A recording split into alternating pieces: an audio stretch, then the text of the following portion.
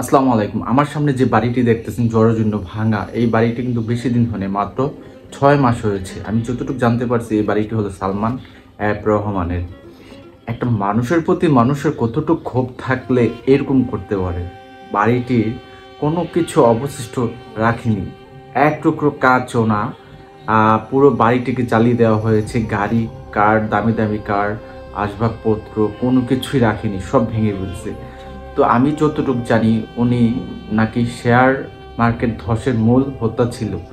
তো কতটুকু কী ছিল আল্লাহ জানে ভালো, আর যারা ভুক্তভোগী তারাই বলতে পারবেন। কিন্তু আমার একটাই কথা, একটা মানুষের প্রতি মানুষের কতটুকু ক্ষোভ থাকলে, কতটুকু দুঃখ থাকলে মানুষের, একজন মানুষের পিছনে বা মানুষের এরকম করতে পারে। চিন্তা করে দেখেন, মাত্র 6 মাস হয়েছে বাড়িটির অবস্থা দেখেন কি করেছে। কোটি কোটি টাকা সম্পদ একবারে শেষ। তো ভাই, এটা দেখে আমাদের অনেক কিছু শেখার আছে ভাই। ঠিক আছে, মানুষ, জনগণ যদি চায় কোনো কিছুই অসম্ভব না।